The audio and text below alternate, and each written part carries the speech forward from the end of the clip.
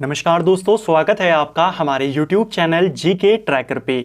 देखिए फ्रेंड्स, आज के वीडियो में हम बात करेंगे जो हमारी एक सीरीज है परीक्षा वाणी प्रैक्टिस बुक सीरीज, जिसमें हम परीक्षा वाणी की जो प्रैक्टिस बुक है उसके एमसीक्यूज को यहाँ पर कवर कर रहे हैं। सभी एमसीक्यूज जो आपके लिए इंपॉर्टेंट हैं उनको पूरी डिटेल के साथ हम यहाँ पर कवर करते हैं। केवल क्वेश्चन आंसर में नहीं करते, एक्स्ट्रा फैक्ट के साथ इनको कवर करते हुए चलते हैं, जिससे आपकी एमसीक्यू के माध्यम से प्रैक्टिस भी हो जाए और एक्स्ट्रा फैक्ट के माध्यम से रिवीजन भी आपका हो जाए। तीसरे चैप्टर को हम यहां पर कवर कर रहे हैं, जिसमें हम उत्तराखंड के वनों से संबंधित प्रश्न, वन रिपोर्ट से जुड़े हुए क्वेश्चन, उसका डाटा, इसके अलावा वन आंदोलन, यहाँ के राष्ट्रीय उद्यान, वन्यजीव विहार, इनके प्रश्नों को हम इसमें कवर कर रहे हैं। इसकी हमारी एक क्लास हो चुकी है जिसमें हमने 50 प्रश्नों को देखा था। आज हम वनों वाले चैप्टर की दूसरी क्लास को यहां पर कवर करेंगे। अगर आपने इससे पहले वाली क्लास को नहीं देखा है तो आप उसको प्लेलिस्ट में जाके देख सकते हैं। तो चलिए दोस्तों, आज की क्लास को शुरू करते हैं। आज का हमारा पहला क्वेश्चन है, रवाई आंदोलन के संदर्भ में दिए गए निम्नलिखित कथनों में से सत्य कथन का चुनाव आपने करना है। रवाई आंदोलन 30 मई 1930 को जहां पर गोलियां चलाई जाती हैं, जिसे रवाई गोलीकांड भी कहते हैं, उसको लेकर के 4 स्टेटमेंट है। चलिए देखते हैं। पहला दिया है, यह आंदोलन स्वतंत्रता पूर्व टिहरी राज्य में राजा नरेंद्र शाह के समय में हुआ था। यह आपका सही हो जाएगा। आंदोलन का मुख्य कारण यह कानून था जिसके अंतर्गत किसानों की भूमि को वन भूमि में शामिल किया जा सकता था। देखिए 1929 में एक कानून लाया जाता है टिहरी के अंदर, जो उस समय प्रमुख वन अधिकारी थे, पद्मादत्त रतूड़ी उनका नाम था। एक कानून तैयार किया जाता है जिसमें राजा को यह पावर दी गई थी कानून के तहत कि राजा किसी की भी भूमि को वन भूमि घोषित कर सकता है। और इसी कानून के तहत कई सारे ग्रामीणों की भूमि को वन भूमि घोषित कर दिया, सरकारी भूमि घोषित कर दिया। अब वो अपनी ही भूमि को एक्सेस नहीं कर पा रहे थे। वही चीज को लेकर यह आंदोलन होता है कि जो हमारे वन अधिकार आपने छीन लिए हैं वो हमें वापस दीजिए। क्वेश्चन आता है, इस आंदोलन का उद्देश्य क्या था? वन अधिकारों की वापसी। ठीक है। अगला, इसके विरोध में किसानों ने आजाद पंचायत की घोषणा करी थी। तो आजाद पंचायत का गठन किया गया था और किस व्यक्ति के द्वारा किया गया? दयाराम सिंह रावत का नाम आपने याद करना है। इन्हीं दयाराम रावत को दयाराम रवाल्टा भी लिखा गया है, दोनों एक ही व्यक्ति हैं। यह भी सही है। 30 मई 1930 को किसानों पर गोलियां चलाई गई जिसमें कई किसान शहीद हो गए। ये वाला बिंदु भी आपका सही है। 30 मई 1930 को सारे जो आंदोलनकारी किसान थे, जो तिलाड़ी मैदान था आपका रवाई क्षेत्र में, वहां पर सभा कर रहे थे। उसी बीच वहां पर टिहरी रियासत का जो दीवान था चक्रधर जुयाल, वो पहुंच जाता है, गोलियां किसानों के ऊपर चला देता है जिसमें कई सारे किसान मारे जाते हैं।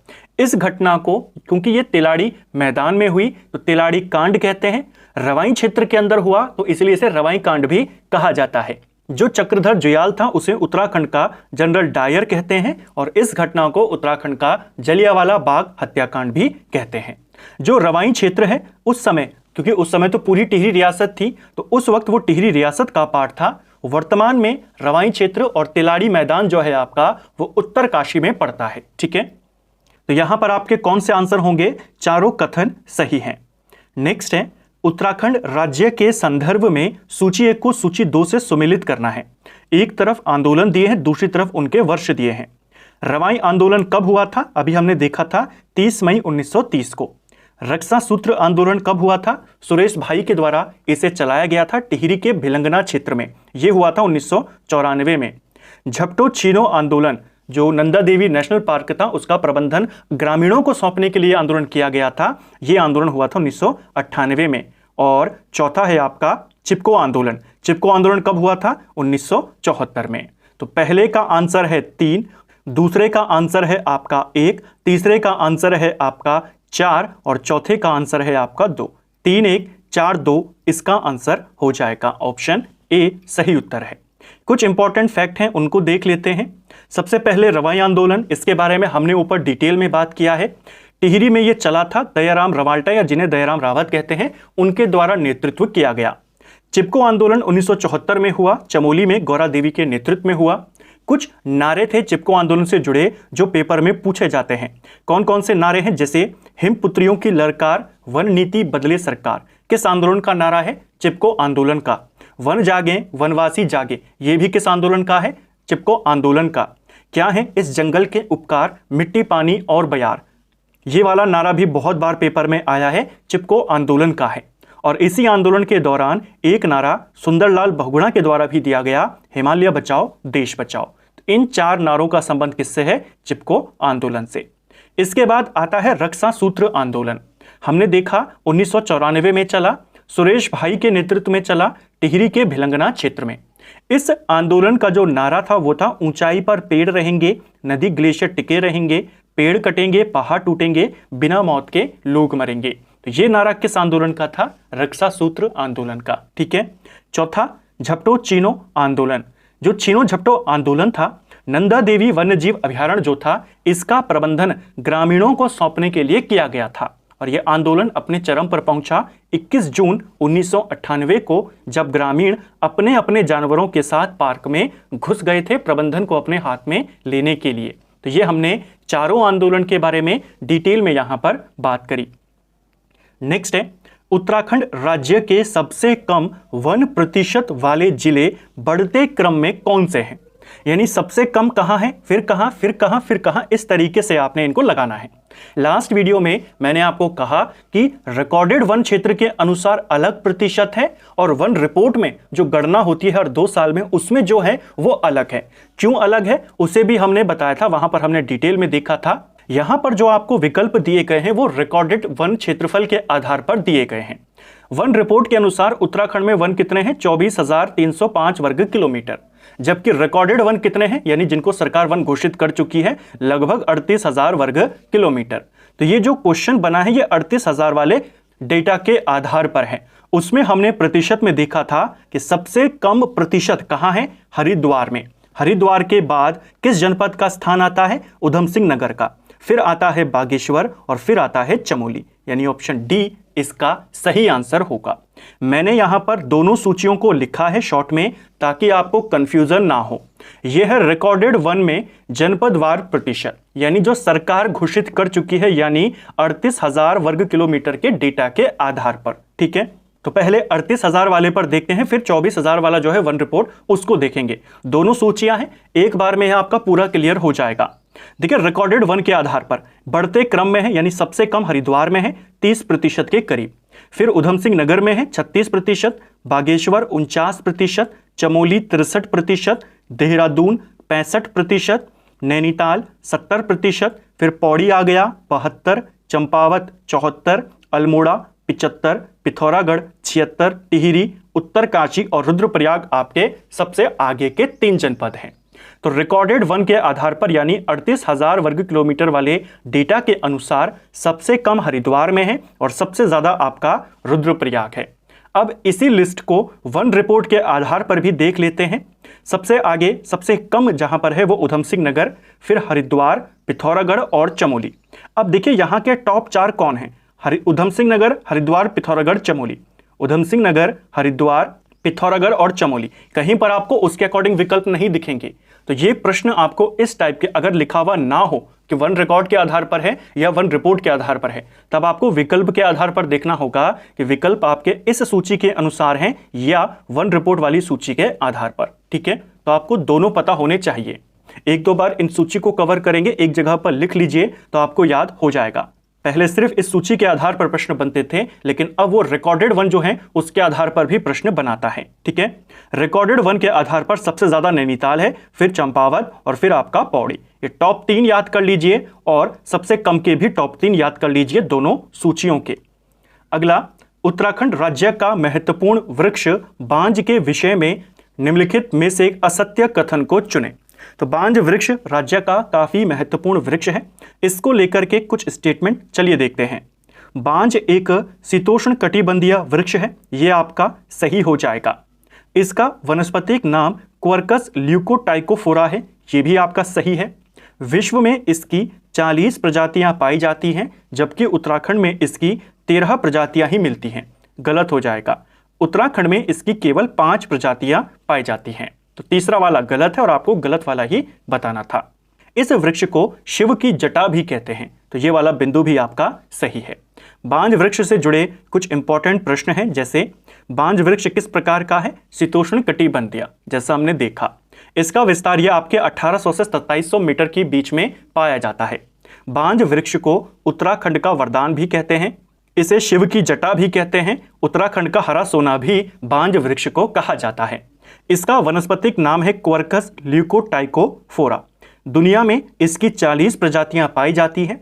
उत्तराखंड में इस वृक्ष की 5 प्रजातियां हैं। कौन कौन सी हैं? सफेद बांज, हरा, भूरा, फ्लायांत और रियांज। इन 5 प्रजातियों को याद करना होगा।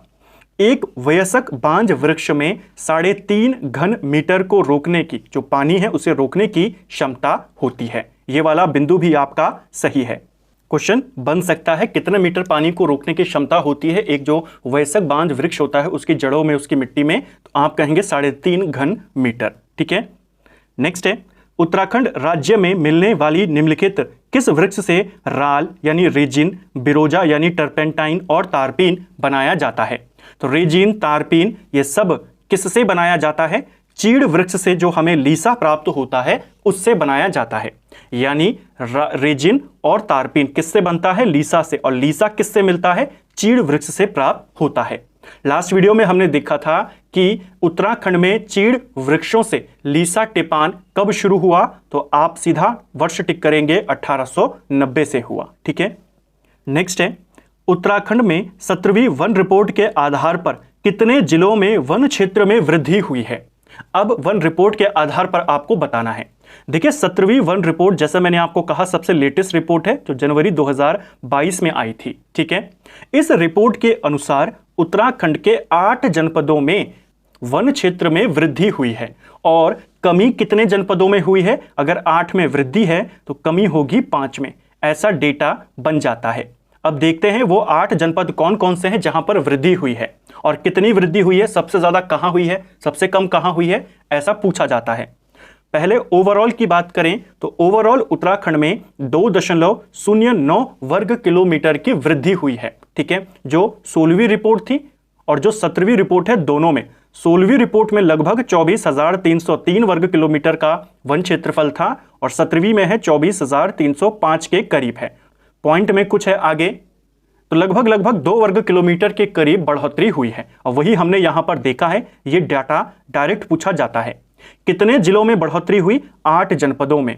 मैंने सीरियल वाइज लिखा है, यानी सबसे कम बढ़ोतरी किस जनपद में हुई और फिर इनको बढ़ते हुए क्रम में लिखा है।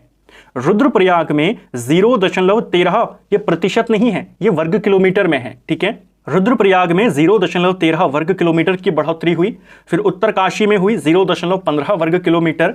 फिर अल्मोड़ा, और इसी प्रकार देखेंगे सबसे ज्यादा बढ़ोतरी नैनीताल में हुई है 2.93 वर्ग किलोमीटर।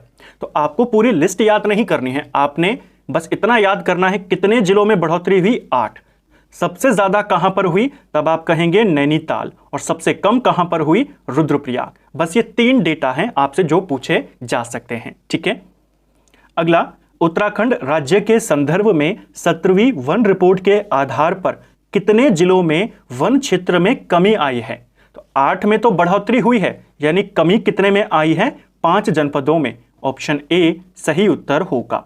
अब ये 5 जनपद कौन कौन से हैं? तो देखिए, इसको भी मैंने बढ़ते हुए क्रम में लगाया है। बागेश्वर में कमी आई है 0.02 वर्ग किलोमीटर की। फिर हरिद्वार है, चंपावत है, टिहरी, और सबसे ज्यादा कमी उधम सिंह नगर में आई है 3.71 वर्ग किलोमीटर आपका। ठीक है, तो बढ़ोतरी कितने में हुई? सबसे ज्यादा कहां हुई, सबसे कम कहां हुई, वो ऊपर देखा। अब गिरावट कितनों में आई? आप कहेंगे 5। सबसे ज्यादा गिरावट कहां पर आई? तब आप कहेंगे उधम सिंह नगर। और सबसे कम गिरावट कहां पर आई? तब आप कहेंगे बागेश्वर।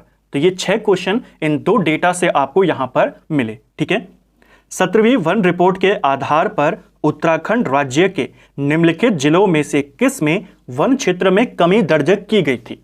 अब उसने स्टेटमेंट वाले में दे दिया, इनमें से आपको पता है 5 जनपदों में गिरावट आई थी। वो 5 जनपद कौन कौन से हैं? वो हैं आपके बागेश्वर, हरिद्वार, चंपावत, टिहरी और उधम सिंह नगर। तो उसमें उधम सिंह नगर शामिल है, हरिद्वार उसमें शामिल है, जबकि नैनीताल और पिथौरागढ़ में गिरावट नहीं आई है। तो केवल आपका दूसरा और चौथा इसका आंसर हो जाएगा। दूसरा और चौथा, ऑप्शन सी इसका सही आंसर होगा। तो एक ही डेटा है कि कितने जनपदों में बढ़ा और कितने जनपदों में घटा। ये डेटा आपको नॉर्मल बुक्स में नहीं मिलेगा, इसलिए मैं आपको कहता हूं कि इस सीरीज में हम केवल बुक को कवर नहीं करते हैं। आधार हमारा किताब होता है, लेकिन उसमें मैं आपको एक्स्ट्रा चीजें भी यहां पर शॉर्ट में और प्रॉपर तरीके से बताने का प्रयास करता हूं। तो इसको नोट कर लेना, एक ही डेटा है लेकिन उससे आपके अलग अलग टाइप के क्वेश्चन बन सकते हैं। ठीक है, नेक्स्ट है, उत्तराखंड राज्य में किस वन आंदोलन के तहत यह रिवाज विकसित हुआ कि वर वधु द्वारा एक पौधा रोपण किया जाएगा। तो वर वधुओं के द्वारा पौधारोपण करने की जो प्रथा है वो होती है आपकी मैती आंदोलन के द्वारा। मैती आंदोलन 1996 में शुरू किया गया था। चमोली के ग्वालदम इंटर कॉलेज से इसकी शुरुआत होती है और कल्याण सिंह रावत के द्वारा इसे शुरू किया जाता है। अब क्योंकि कल्याण सिंह रावत ने इसकी शुरुआत करी थी, इसीलिए इनका जो उपनाम है वो मैती है। इनको कल्याण सिंह रावत मैती के नाम से जाना जाता है। तो कहां से शुरू हुआ? चमोली के ग्वालदम इंटर कॉलेज से। कब हुआ? 1996। अब देखिए, इसके वर्ष को लेकर के थोड़ा सा कंफ्यूजन होता है। कुछ जगहों पर 96 है, कुछ पर 95 है। आयोग ने जब विगत वर्षों में इस प्रश्न को पूछा, कुछ एग्जाम में उसने 95 आंसर मान लिया, कुछ में 96 मान लिया। पहला रेफरेंस आप 96 को देना, क्योंकि जो लेटेस्ट परीक्षा वाणी है उसमें 96 ही आपको दिया गया है। ठीक है, ऑप्शन बी इसका सही उत्तर होगा। उत्तराखंड राज्य के संदर्भ में निम्नलिखित में से कौन सा वृक्ष है जो इमारती लकड़ी के लिए अति उत्तम है और उससे तेल भी निकाला जाता है? तो तेल भी निकालते हैं और फर्नीचर के लिए भी इस्तेमाल होता है। कौन सी है? वो है आपका देवदार। ऑप्शन डी हमारा सही उत्तर हो जाएगा। देवदार वृक्ष से सुगंधित तेल भी प्राप्त किया जाता है और इसकी लकड़ी से फर्नीचर भी बनाए जाते हैं। उत्तराखंड राज्य में पाए जाने वाले निम्नलिखित किस वृक्ष के बीज से तेल निकालकर भोटिया लोग गठिया रोग का उपचार करते हैं? सिंपल सा क्वेश्चन आएगा, इनमें से किस वृक्ष का इस्तेमाल गठिया रोग के उपचार के लिए होता है? सही आंसर हो जाएगा भैंकल। ऑप्शन सी सही उत्तर यहां पर होगा। कुछ एक्स्ट्रा फैक्ट हैं और सिर्फ भैंकल के बारे में नहीं, जो अदर आपके विकल्प हैं उनके बारे में भी। पहले भैंकल को देख लेते हैं। यह 4000 मीटर की ऊंचाई तक पाया जाता है। ठीक है, इस पौधे के बीज से तेल निकालकर भोटिया लोग खाते हैं और यह गठिया रोग में काफी ज्यादा लाभकारी होता है। तो गठिया रोग में कौन सी वृक्ष है आपके, कौन सी पौधा इस्तेमाल होता है? भैंकल। दूसरा जो आपका विकल्प है वो था भीमल। भीमल का प्रयोग शैम्पू बनाने में किया जाता है।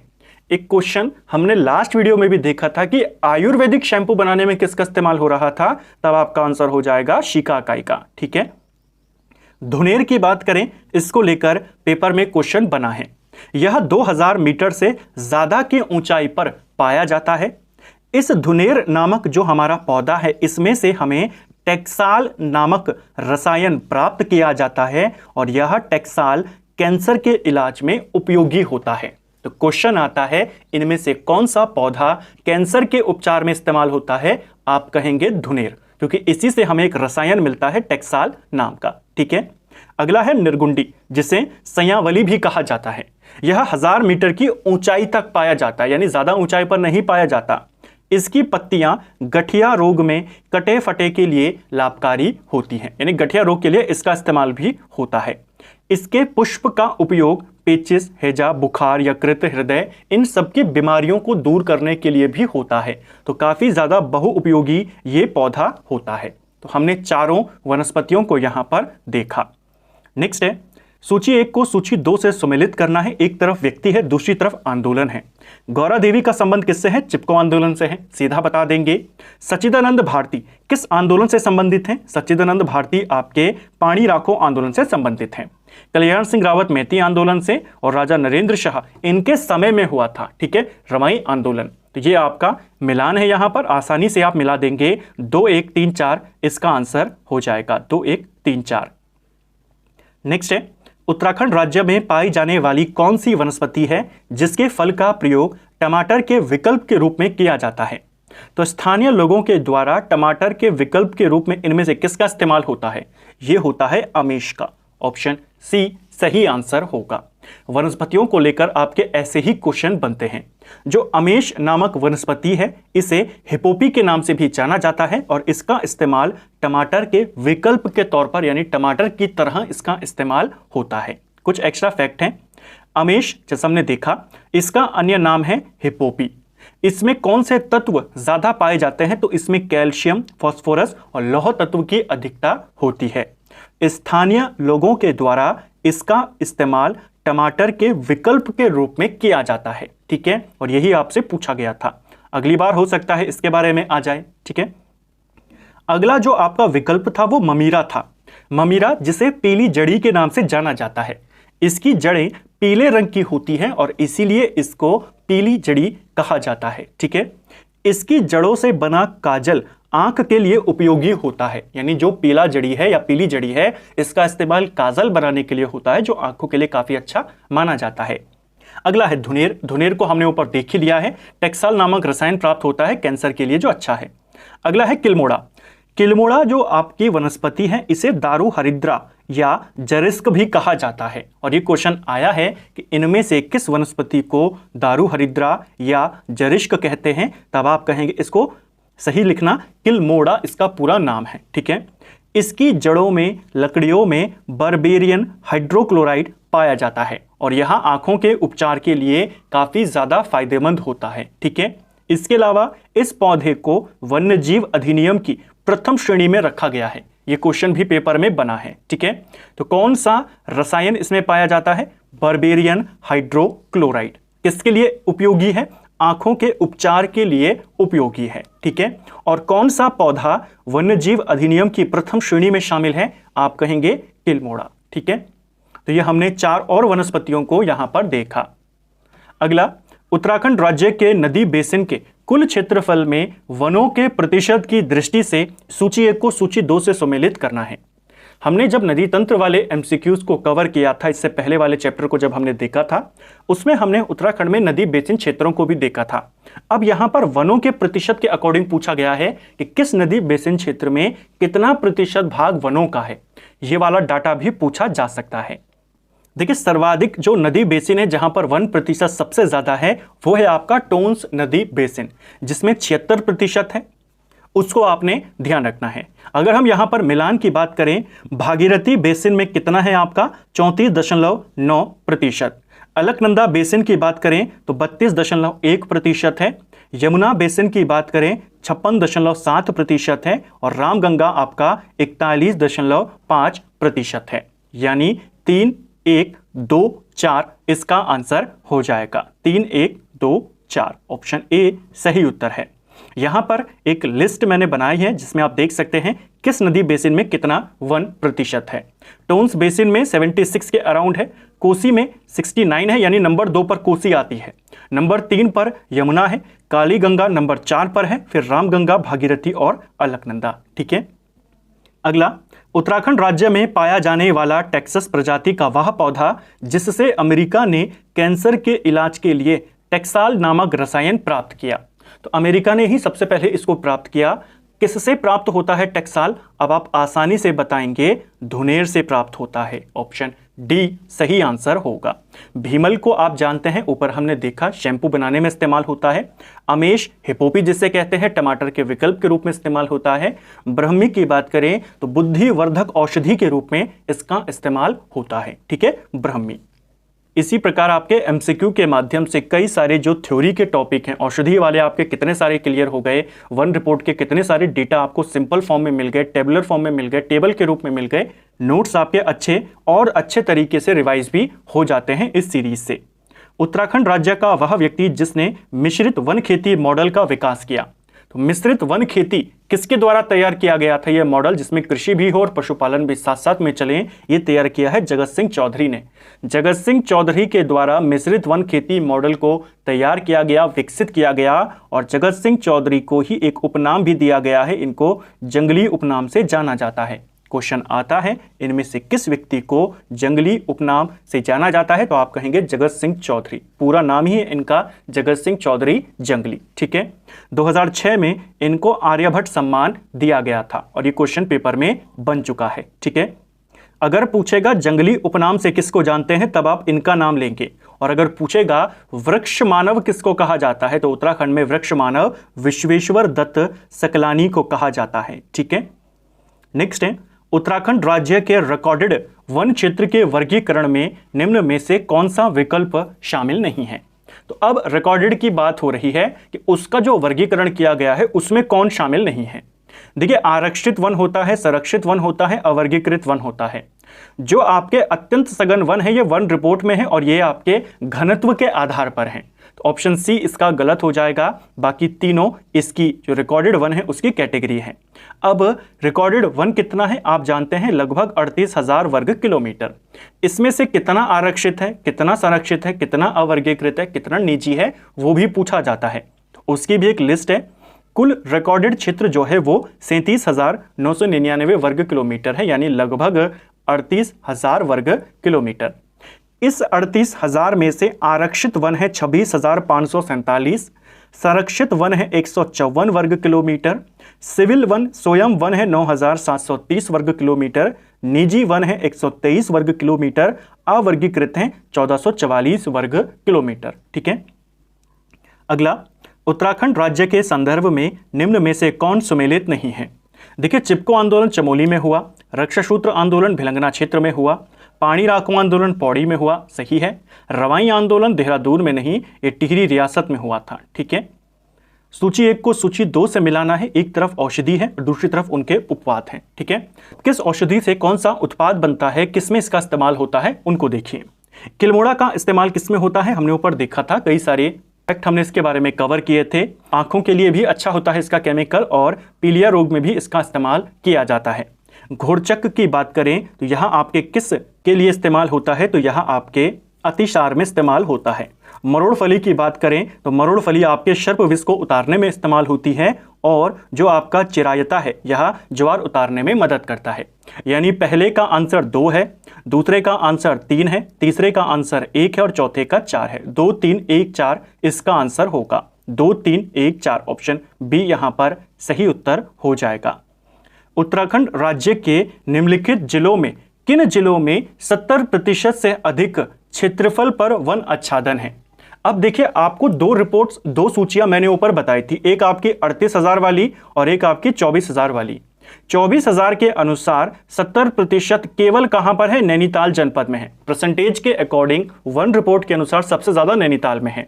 उस हिसाब से अगर हम देखें इस रिपोर्ट के आधार पर, तो इसका आंसर होना चाहिए केवल बी वाला। अब यहां पर आपको बी विकल्प में नहीं है, यानी ये क्वेश्चन किस रिपोर्ट के आधार पर है या किस डेटा के आधार पर है, जो 38,000 वाला है। इसलिए मैंने आपको कहा कि आपको दोनों के डेटा पता होने चाहिए, क्योंकि इसने यहां पर अब लिखा नहीं है कि रिकॉर्डेड के अनुसार है या वन रिपोर्ट के अनुसार है। ठीक है, लेकिन विकल्पों से पता चल गया कि 38,000 वर्ग किलोमीटर जो रिकॉर्डेड एरिया है उसके आधार पर पूछ रहा है। अब हमने ऊपर इस लिस्ट को कवर किया था। इस लिस्ट में अगर आप देखेंगे तो ये रिकॉर्डेड वन के आधार पर है। 70% से ज्यादा कहां पर है, तो ये रहा आपका 70% से ज्यादा। नैनीताल में है, पौड़ी में है, चंपावत, अल्मोड़ा, पिथौरागढ़, टिहरी, उत्तरकाशी और रुद्रप्रयाग। अब विकल्प अगर देखें, उत्तरकाशी दिया है यहां पर तो 90% है। नैनीताल का तो दोनों रिपोर्टों में 70% के ऊपर है, ये भी सही है। चंपावत में बात करें, चंपावत में 74% है। रुद्रप्रयाग में हमने देखा सबसे ज्यादा यहीं पर है 90%। ठीक है, तो चारों जनपद हैं यहां पर जहां पर 70% से ज्यादा वन है। नेक्स्ट है, उत्तराखंड राज्य में मैती वन आंदोलन से संबंधित गलत कथन आपने बताना है। मैती शब्द का अर्थ गढ़वाल में मायका होता है, सही है। चंडी प्रसाद भट्ट इस आंदोलन के प्रमुख प्रेरणता थे, गलत हो जाएगा, कल्याण सिंह रावत थे। ठीक है, और आपने गलत ही बताना था, सेकंड वाला सही है। इस आंदोलन में अविवाहित युवतियां शामिल होती हैं, ये भी सही है। संगठन के अध्यक्ष को दीदी का दर्जा प्राप्त होता है, ये भी आपका सही है। देखिए, मैती संगठन बनाए जाते हैं कई सारे गांवों में, और उनकी जो अध्यक्ष होती है जो महिला, उनको दीदी कहा जाता है। ठीक है, इस आंदोलन का प्रारंभ 96 में हुआ, ये भी सही है। उत्तराखंड राज्य के निम्नलिखित नदी बेसिनों में से कुल क्षेत्रफल में 1% सबसे ज्यादा कहां पर है। ऊपर एक लिस्ट को कवर किया था, सबसे ज्यादा कहां पर था, टोंस नदी बेसिन जो कि 76% के करीब था। यमुना में कितना था, 56% के करीब। रामगंगा में 41% और शारदा बेसिन में लगभग कितना था, शारदा बेसिन में आपका, शारदा बेसिन यानी काली गंगा बेसिन लगभग 45%। तो सबसे ज्यादा कहां है, टोंस बेसिन। उत्तराखंड राज्य के संदर्भ में 17वीं वन रिपोर्ट के अनुसार किस जिले में सर्वाधिक वन वृद्धि हुई और कमी दर्ज करी गई। तो सबसे ज्यादा वृद्धि किस जनपद में हुई थी? ऊपर एक डाटा लिस्ट हमने देखी थी ना, तो सबसे ज्यादा वृद्धि हो रही थी नैनीताल में 2.93 वर्ग किलोमीटर की। और सबसे ज्यादा कम वृद्धि, केवल वृद्धियों की बात हो रही है कि सबसे ज्यादा वृद्धि और सबसे कम वृद्धि, तो सबसे ज्यादा कम वृद्धि होती है रुद्रप्रयाग में, मात्र 0.13 वर्ग किलोमीटर। तो नैनीताल और रुद्रप्रयाग इसका आंसर हो जाएगा। ठीक है, जैसा आप इस लिस्ट में भी देख सकते हैं, रुद्रप्रयाग में सबसे कम बढ़ोतरी और सबसे ज्यादा नैनीताल में। इसी प्रकार कटौती सबसे ज्यादा कहां हुई? उधम सिंह नगर, और सबसे कम कटौती कहां हुई? बागेश्वर। उत्तराखंड राज्य के संदर्भ में ऊंचाई के आधार पर वन क्षेत्रफल प्रतिशत के अनुसार सूची 1 को सूची 2 से मिलाना है। यानी किस ऊंचाई पर कितने प्रतिशत वन राज्य में पाए जाते हैं। ऐसा क्वेश्चन बना था कि राज्य में सबसे ज्यादा वन किस ऊंचाई पर पाए जाते हैं। अब आपका वो क्लियर हो जाएगा। देखिए 300 से 600 मीटर के बीच में उत्तराखंड में लगभग 12.3% वन पाए जाते हैं। 600 से 1200 मीटर के बीच में 16.3% वन है। 1200 से 1800 मीटर के बीच में 22% है और 3000 के ऊपर केवल 7.5% वन पाए जाते हैं। ठीक है, तो पहले का आंसर 3 है, दूसरे का आंसर 1 है, तीसरे का 2 और चौथे का 4। 3 1 2 4 इसका आंसर हो जाएगा। 3 1 2 4 ऑप्शन सी। अब इस पूरी सूची को कवर कर लेते हैं ऊंचाई के क्रम में वन प्रतिशत। 300 से नीचे 12.8 है, 300 से 600 के बीच में 12.3 है, 600 से 1200 के बीच में 16.3 है, 1200 से 18 के बीच में 22% के करीब, 1800 से 3000 में 28% और 3000 के ऊपर 7.5%। यानी सबसे ज्यादा वन 1800 से 3000 के बीच में पाए जाते हैं और सबसे कम 3000 के ऊपर पाए जाते हैं। तो ये ऊंचाई वाला डाटा पेपर में आता है।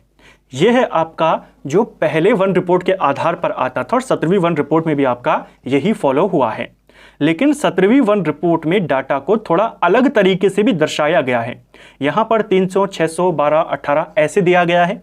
जो 17वीं रिपोर्ट है उसमें इसे 0 से 500, 500 से 1000, 1000 से 2000, 2000 से 3000 ऐसे भी दर्शाया गया है। तो आपसे चाहे इस ऊंचाई के आधार पर पूछें, चाहे इस ऊंचाई के आधार पर, आपको दोनों पता होने चाहिए। बस इसी डाटा को थोड़ा सा चेंज कर दिया गया। तो 0 से 500 के बीच में 11%, 500 से 1000 के बीच में 16%, यहां पर सबसे ज्यादा वन है 1000 से 2000। यहां पर कहां थे?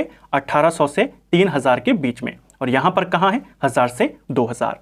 2 से 3000 के बीच में 23% हैं और 3 से 4000 के बीच में 6% हैं और 4000 के ऊपर नाम मात्र का है। ठीक है, तो ये आपको दोनों पता होने चाहिए। ज़्यादातर अभी तक आपसे इसी डाटा को पूछा जाता है कि सबसे ज़्यादा वन किस ऊंचाई पर पाए जाते हैं, सबसे कम वन कहाँ पर पाए जाते हैं।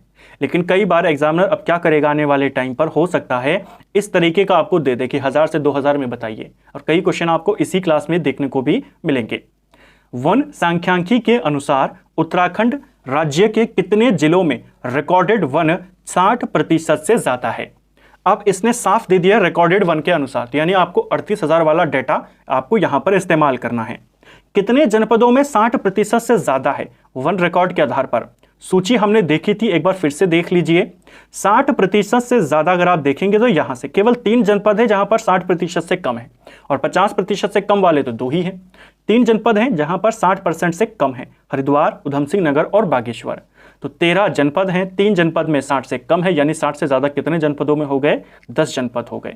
ऑप्शन बी सही आंसर है। तो इस टाइप के भी बनते हैं डेटा को लेकर के, इसीलिए मैंने इस लिस्ट को कई बार यहां पर इस्तेमाल किया है ताकि आप इसे बार बार देखें और आपको ये डेटा एनालाइज आप कर पाएं कि कैसे कैसे क्वेश्चन यहां से बन सकते हैं। ठीक है, 80 के ऊपर वाले 3 जनपद हैं, 90 के ऊपर वाले 2 ही जनपद हैं, 50 के नीचे वाले भी 2 ही जनपद हैं। ठीक है, नेक्स्ट है उत्तराखंड राज्य के संदर्भ में ऊंचाई के आधार पर सर्वाधिक वन किस ऊंचाई पर पाए जाते हैं? तो सबसे ज्यादा वन कहां पर पाए जाते हैं? अभी हमने ऊपर देखा था 1800 से 3000 मीटर की ऊंचाई पर, और अगर दूसरे वाली ऊंचाई के हिसाब से पूछेगा तो 1000 ऊंचाई मीटर से लेकर 2000 मीटर की ऊंचाई तक। ठीक है, उत्तराखंड राज्य के वृक्ष और वनस्पतियों के संदर्भ में सूची का मिलान करना है। एक तरफ वृक्ष है, दूसरी तरफ इनसे क्या बनाया जाता है। देखिए खैर वृक्ष से हमें क्या प्राप्त होता है? कत्था प्राप्त होता है। तो पहले का आंसर 2 है। भोजपत्र के तने से कागज बनाया जाता है, यानी दूसरे का आंसर 1 है। देवदार के वृक्ष से सुगंधित तेल मिलता है, तीसरे का आंसर 4 हो जाएगा। और विलो के वृक्ष से हमें बल्ला बनाने में मदद मिलती है, यानी 3 हो जाएगा। 2 1 4 3 इसका उत्तर होगा ऑप्शन ए। उत्तराखंड राज्य में मिश्रित वन खेती मॉडल का विकास करने वाले जगत सिंह चौधरी के विषय में कौन सा कथन गलत है? चलिए देखते हैं। ये उत्तराखंड के कोटमल्ला रुद्रप्रयाग के निवासी हैं। तो पहला पॉइंट, ये कहाँ के हैं? रुद्रप्रयाग के। 2006 में इन्हें इस प्रयास के लिए आर्यभट्ट सम्मान दिया गया, ये भी सही है। इन्हें जंगली उपनाम से जाना जाता है, ये भी सही है। इन्हें 2012 में उत्तराखंड राज्य से राज्यसभा का सदस्य चुना गया, ये गलत हो जाएगा। ठीक है। उत्तराखंड राज्य के रिकॉर्डेड वन क्षेत्रफल प्रतिशत के संदर्भ में सूची का मिलान करना है। अब फिर से वो सूची आ गई 38,000 वर्ग किलोमीटर वाली। सबसे ज़्यादा मैंने आपको कहा था रुद्रप्रयाग, आपने कई बार उस लिस्ट को देखा, तो सबसे ज़्यादा रुद्रप्रयाग में है। और उसके बाद उत्तरकाशी था, तो ये रहा उत्तरकाशी, यानी पहले का आंसर 2 है और तीसरे का आंसर आपका 1 है। अब टिहरी और पिथौरागढ़ में आपको बताना है। टिहरी में आपका 88% है और पिथौरागढ़ आपका 76% यहां पर हो जाएगा। ठीक है, तो 2 4 1 3 इसका सही विकल्प यहां पर होगा। 2 4 1 3 ऑप्शन ए। नेक्स्ट है, उत्तराखंड राज्य के संदर्भ में ऊंचाई के आधार पर सर्वाधिक वन क्षेत्रफल किस ऊंचाई पर पाए जाते हैं? अब वही क्वेश्चन है, बस अब उसने ऊंचाइयां अलग तरीके से दी थी। ऐसा ही एग्जामिनर करेगा, या तो इस रेंज में देगा या फिर वैसे ही देगा कि 300 से 600, 600 से 1200, 1200 से 1800। वैसे आपको दोनों में पता है कि अगर उस हिसाब से आएगा तो आप 1800 से 3000 बताएंगे, और इस हिसाब से आएगा तो आप 1000 से 2000 को टिक करेंगे। ठीक है। 17वीं वन रिपोर्ट के आधार पर उत्तराखंड राज्य के वन क्षेत्रफल का कितना प्रतिशत रिकॉर्डेड वन प्रबंधन की दृष्टि से वन विभाग के अधीन है? रिकॉर्डेड वनों का भी हमने लास्ट वीडियो में प्रबंधन के अनुसार वर्गीकरण देखा था कि कितना वन विभाग के पास है, कितना पंचायतों के पास है, कितना निजी है, वो सब देखा था। वन विभाग के पास कितना प्रतिशत है? 68% है। ऑप्शन ए सही आंसर होगा। और एग्जैक्ट डेटा आपको पता होना चाहिए क्योंकि 2 68 दिए हैं, 68.06% है। ठीक है, इसकी लिस्ट को भी देख लेते हैं। वन विभाग के अधीन 68.06 है, राजस्व विभाग के अधीन 12.54 है, वन पंचायत के अधीन 18.86 और निजी जो है वो आपका लगभग आधा प्रतिशत। उत्तराखंड राज्य में मिलने वाली शतावरी, अश्वगंधा और चिरैता आदि वृक्ष मुख्य रूप से उपयोगी हैं। तो इस प्रकार की औषधियां, इस प्रकार की जो हमारे पौधे हैं, किस रूप में इनका इस्तेमाल होता है? औषधि वृक्ष के रूप में। ऑप्शन सी सही आंसर हो जाएगा। इसके अलावा जो इलायची, तेजपात, हींग आदि हैं हमारे पौधे, वो मसालों के रूप में इस्तेमाल होते हैं। ठीक है। वन नीति से संबंधित निम्नलिखित नीतियों को सूची 1 सूची 2 को सम्मिलित करना है। एक तरफ वन नीतियां हैं, दूसरी तरफ उनके वर्ष दिए गए हैं। भारतीय वन अधिनियम कब आया था? ये आया था 1865 में। कार्य योजना वन विभाग कब आई थी? 1884 में, जिसके तहत वैज्ञानिक प्रबंधन किया गया था वनों का। केंद्रीय वानिकी परिषद 1948 में शुरू किया गया और राष्ट्रीय वन नीति 1952 में आई। यानी ये सही सम्मिलित यहाँ पर हुए हैं, यानी 1 2 3 4 इसका आंसर हो जाएगा। वनों से संबंधित, वन नीतियों से संबंधित कुछ इंपॉर्टेंट बातें उनको देखते हैं। देखिए, भारतीय वन अधिनियम कब बना? ये भारत में वनों से संबंधित पहला कानून था, पहला अधिनियम था, 1865 में आया। ठीक है। संशोधन इसमें कब किया गया? 1878 में किया गया। वनों से संबंधित भारत का पहला कानून। देखिए, एक जर्मन विशेषज्ञ था जिसका नाम था डिट्रिच ब्रेंडिस। ये भारत आता है। इसके नेतृत्व में 1864 में भारत में वन विभाग की स्थापना होती है और बाद में इसी के नेतृत्व में एक अधिनियम बनता है अगले ही साल, जिसे हम भारतीय वन अधिनियम कहते हैं। ठीक है। वन विभाग कब बना? 1864 में बना। ये ऑल इंडिया की हमने बात करी। कुमाऊं वन विभाग ये 1868 में बना, गढ़वाल वन विभाग 1869 में बना और टिहरी वन विभाग 1885 में बना। क्योंकि टिहरी उस समय एक स्वतंत्र रियासत थी, तो इसका भी आपको याद करना है। ये भारत का है और ये आपके उत्तराखंड में अलग अलग स्थानों पर। वनों का वैज्ञानिक प्रबंधन कब शुरू किया गया? 1884 में। वैज्ञानिक प्रबंधन करने के लिए कार्य योजना वन विभाग यहां पर शुरू किया गया था, जो हमने ऊपर देखा, कार्य योजना वन विभाग। ठीक है। केंद्रीय वानिकी परिषद 1948 में बनी। वन महोत्सव 1950 में शुरू किया गया के एम मुंशी के द्वारा और 1952 में वन नीति यहां पर आती है। राष्ट्रीय वन नीति 1988 के अनुसार उत्तराखंड राज्य के कितने प्रतिशत क्षेत्रफल पर वन आवरण होना चाहिए? देखिए क्वेश्चन बहुत अच्छा है, जल्दबाजी में आपने 33% पर टिक नहीं करना है। जो राष्ट्रीय वन नीति आई थी 1952 में, उसमें संशोधन किया गया 1988 में और यह कहा गया कि पूरे भारत के कितने क्षेत्र पे वन होने चाहिए? 33%। और यह भी कहा गया कि मैदानी इलाकों में यह आंकड़ा 25% होगा और पहाड़ी इलाकों में यह आंकड़ा 60% होगा। अब उत्तराखंड पूछा है, उत्तराखंड पहाड़ी इलाका है, 60% इसका उत्तर होगा। जल्दबाजी में 33 पर आपने टिक नहीं करना है, ठीक है। 33 ओवरऑल की बात कर रहा है और पहाड़ी और मैदानों में कितना चलता है? 25-60 चलता है। 25% मैदानों में होने चाहिए, 60% उत्तराखंड में होना चाहिए, ठीक है। उत्तराखंड में वन रिपोर्ट के आधार पर कितना है? 45.44%। और जो रिकॉर्डेड वन है वो कितना है? लगभग 71%, ठीक है। होना कितना चाहिए? 60%। कुछ इंपॉर्टेंट डाटा जैसे मैंने आपको कहा, इस नीति के अनुसार 33% ओवरऑल होना चाहिए, मैदानों में 25, पहाड़ों में 60, ठीक है। निम्न में से उत्तराखंड राज्य का सबसे बड़ा बुग्याल कौन सा है? तो उत्तराखंड का सबसे बड़ा बुग्याल है बेदनी बुग्याल, चमोली में है और वेदों की रचना यहीं पर हुई ऐसा माना जाता है। सूची 1 को सूची 2 से मिलाना है। एक तरफ नदी बेसिन है, दूसरी तरफ कुल प्रतिशत है वनों का। कोसी में कितना है? कोसी में आपका 69% के अराउंड है। यमुना में कितना था? 56.7। काली गंगा या शारदा में कितना था? 45 और टोन्स का सबसे ज्यादा था 76%। तो 2, 3, 4, 1 इसका आंसर हो जाएगा। 2, 3, 4, 1। उत्तराखंड राज्य के संबंध में ऊंचाई के आधार पर सर्वाधिक कम वन क्षेत्रफल प्रतिशत के आधार पर कितनी ऊंचाई पर मिलते हैं? तो सबसे कम वन कहां होते हैं? हमने ऊपर देखा था 3000 मीटर के ऊपर। और अगर 1000, 2000, 3000 उस वाली लिस्ट के आधार पर पूछेगा तो आप कहेंगे 4000 मीटर के ऊपर, ठीक है। उत्तराखंड राज्य का निम्न में से कौन सा बुग्याल है जिसे वेदों का प्रणयन स्थल यानी वेदों का रचना स्थल माना जाता है? बेदनी बुग्याल सबसे बड़ा बुग्याल भी है। जो देश का प्रथम वन महाविद्यालय की स्थापना कब और कहां हुई थी? तो देश का पहला वन महाविद्यालय आपके देहरादून में बना था 1878 में।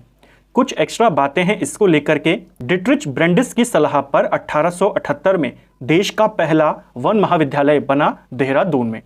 1884 में इसका नाम इंपीरियल फॉरेस्ट स्कूल कर दिया गया। 1906 में अनुसंधान कार्य के साथ इसको जोड़ दिया गया, यानी इसको अनुसंधान कार्य का भी काम दिया गया और इसका नाम हो गया इंपीरियल फॉरेस्ट रिसर्च इंस्टीट्यूट यानी FRI, ठीक है। आज़ादी के बाद इंपीरियल की जगह पर इंडियन आ गया। 1991 में इसे डिम्ड विश्वविद्यालय का दर्जा मिल गया, ठीक है। ये कुछ इंपॉर्टेंट वर्ष हैं FRI को लेकर के।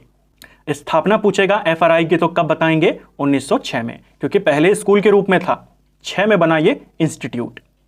उत्तराखंड राज्य में पाए जाने वाले औषधीय वृक्ष ब्राह्मी के विषय में कौन सा कथन गलत है? चलिए देखते हैं।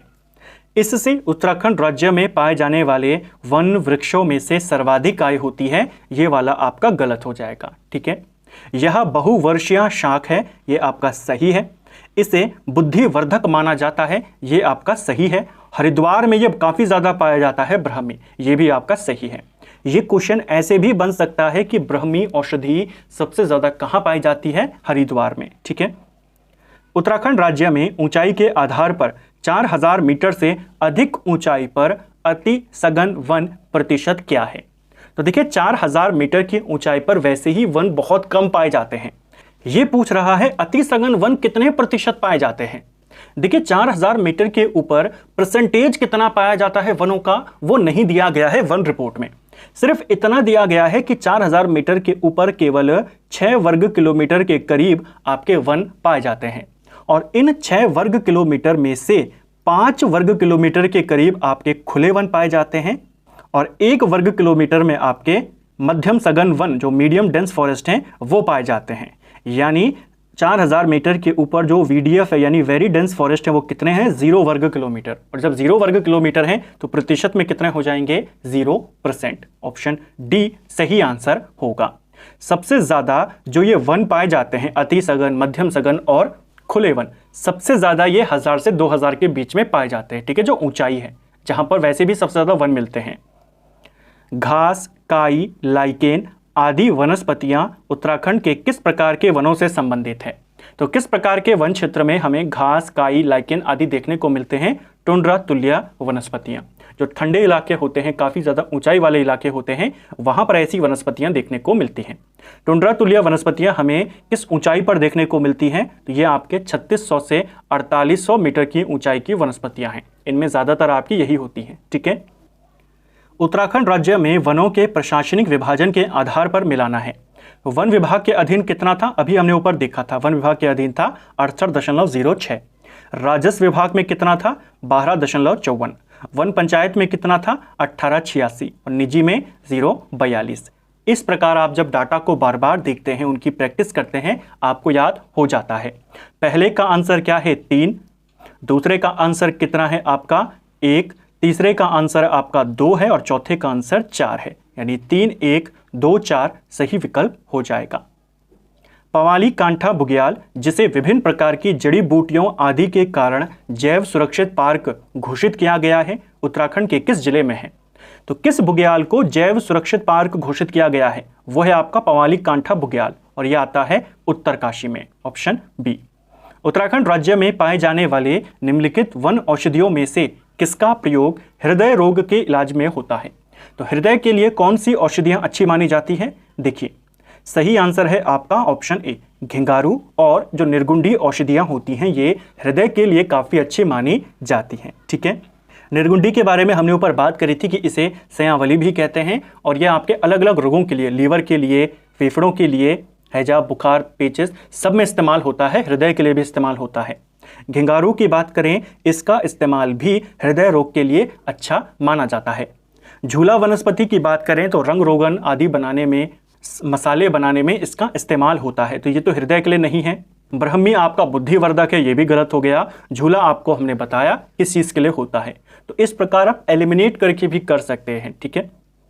उत्तराखंड राज्य में वन्यजीव एवं संरक्षण से संबंधित सूची 1 को सूची 2 से मिलाना है, यानी कितने राष्ट्रीय उद्यान हैं, कितने वन्यजीव विहार हैं, कितने संरक्षण आरक्षित क्षेत्र हैं और कितने हमारे उच्च स्थलीय प्राणी उद्यान हैं। उत्तराखंड में राष्ट्रीय उद्यान है 6, यानी पहले का आंसर हो जाएगा 3। वन्यजीव विहार उत्तराखंड में 7 है, यानी दूसरे का 1 हो जाएगा। संरक्षित आरक्षित क्षेत्र आपके 4 है, यानी तीसरे का 2 होगा और चौथे का 4 हो जाएगा। 3, 1, 2, 4 यहाँ पर सही आंसर होगा। 3, 1, 2, 4। अब इसके कुछ फैक्ट हैं, उनको देख लेते हैं। हमने कहा राष्ट्रीय उद्यान आपके 6 हैं, तो 6 कौन कौन से हैं? Gangotri national park, Rajaji national park, Nanda Devi national park, Corbett national park, Govind national park और फूलों की घाटी। तो 1, 2, 3, 4, 5, 6 आपके नेशनल पार्क हैं। जो ये अरेंज मैंने किए हैं, ये घटते हुए क्रम में किए हैं, यानी सबसे बड़ा गंगोत्री है, फिर राजाजी, फिर नंदा देवी, फिर कॉर्बेट, गोविंद और फूलों की घाटी, ठीक है। आगे आने वाली क्लासेस में हम इनके बारे में डिटेल में देखेंगे, इनके फैक्टों को कवर करेंगे। अभी सिर्फ इनका क्रम याद कर लीजिए, कौन क्षेत्रफल में कितना है, ठीक है।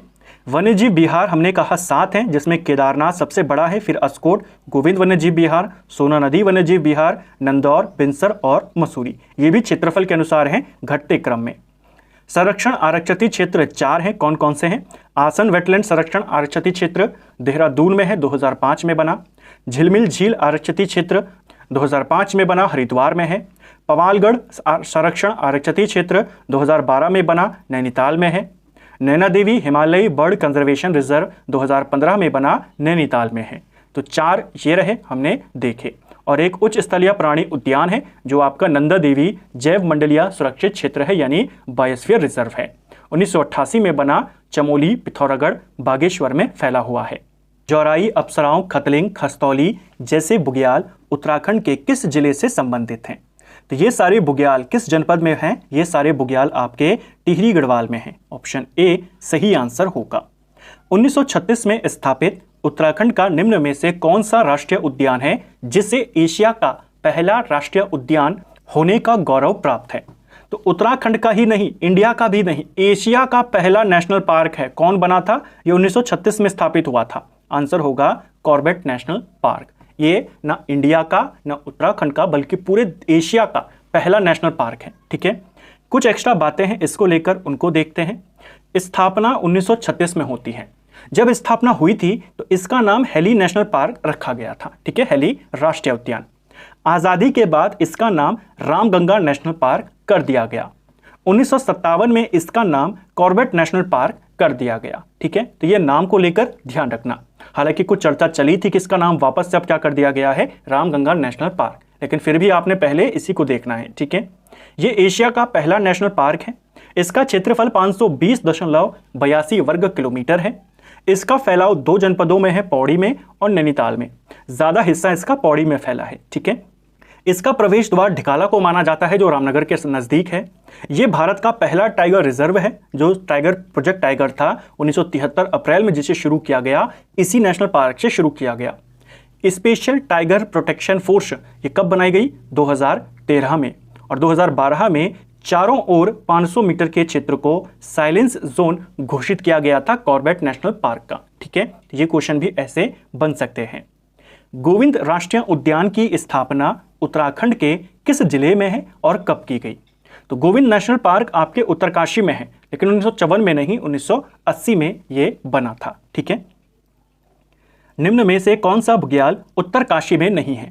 तो देखिए, आपका चित्रकांठा बुग्याल जो है ये चमोली में पड़ता है, ठीक है, तो इसको ध्यान रखना। बाकी मानेक, केदारकांठा, हरकी दून, पवाली कांठा ये सब आपके उत्तरकाशी में पड़ते हैं। चित्रकांठा चमोली में है और आपको वही बताना था जो उत्तरकाशी में नहीं है। ऑप्शन ए इसका सही विकल्प यहाँ पर हो जाएगा।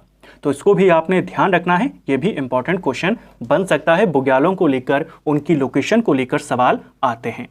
तो फ्रेंड्स, ये था हमारा आज का वीडियो, जिसमें हमने उत्तराखंड के वन आंदोलन, वन रिपोर्ट, वन्यजीव विहार, राष्ट्रीय उद्यान, उनसे जुड़े हुए एमसीक्यूज को एक्स्ट्रा फैक्ट के साथ, पूरी रिपोर्ट के साथ, डेटा के साथ यहाँ पर कवर किया। वनों के हम अभी तक 100 प्रश्नों को कवर कर चुके हैं। अभी इसकी 2 से 3 क्लासेस आपकी और आएंगी, जिसमें हम और जो नेशनल पार्क हैं और जो वनों से संबंधित हैं और अलग अलग टाइप के क्वेश्चंस हैं उनको कवर करेंगे। उम्मीद करता हूं आपको आज का वीडियो पसंद आया होगा। अगर आपको ये वीडियो पसंद आई है तो वीडियो को लाइक करें, चैनल पर नए हैं तो सब्सक्राइब करें, अपने दोस्तों के साथ शेयर करें। वीडियो आपको कैसा लगा कमेंट बॉक्स में हमें ज़रूर बताएं। Thank you friends.